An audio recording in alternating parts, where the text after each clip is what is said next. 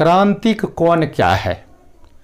देखो, क्रांतिक कोण के लिए जो है प्रकाश को जो है हमेशा सघन माध्यम से विरल माध्यम की ओर जानी चाहिए, और क्रांतिक कोण जो है सघन माध्यम में आपतन कोण का वह विशेष मान है जिसके लिए जो है विरल माध्यम में अपवर्तन कोण का मान 90 डिग्री होना चाहिए।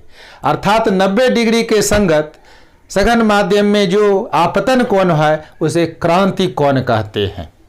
और जब क्रांतिक कोण का मान अर्थात आपतन कोण का मान सघन माध्यम में क्रांतिक कोण से अधिक हो जाता है तो प्रकाश सघन माध्यम में ही लौट जाती है, और यह घटना प्रकाश का पूर्ण आंतरिक परावर्तन कहलाता है। What is mirror?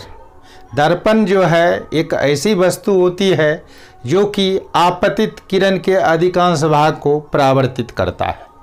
दर्पण को मुख्यतः जो है 3 भागों में बांटा गया है: समतल दर्पण, गोलीय दर्पण और परवलयाकार दर्पण।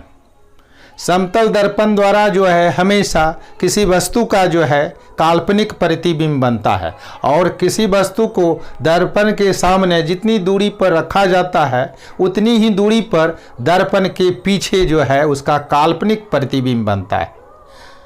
और इस दर्पण का यूज जो है जनरली जो है सैनुल में होता है, छोटे छोटे कम कीमती वाले सैनुल में होता है। और गोलीय दर्पण जो है खोखला गोला से बना होता है, और खोखला गोला से बना दर्पण गोलीय दर्पण कहलाता है। और गोलीय दर्पण को 2 भागों में बांटा गया है: अवतल दर्पण और उत्तल दर्पण। अवतल दर्पण जो है गोलीय दर्पण का वैसा भाग है जिसका उभरा हुआ भाग जो है पॉलिश किया हुआ रहता है और गहरा भाग पर प्रकाश का परावर्तन होता है। अवतल दर्पण का जो उपयोग होता है शेविंग मिरर के रूप में होता है, जो कि बड़े बड़े सैनुल में इसका उपयोग होता है, और इसका उपयोग दूरबीन में भी होता है, उसके बाद सोलर प्लेट में भी होता है। और उत्तल दर्पण जो है वैसा गोलीय दर्पण होता है जिसका धसा हुआ भाग पॉलिश किया हुआ रहता है और उभरा हुआ भाग पर प्रकाश का परावर्तन होता है। इस दर्पण में हमेशा काल्पनिक प्रतिबिंब बनता है और छोटा बनता है, इसलिए इस दर्पण का उपयोग जो है साइड मिरर के रूप में किया जाता है।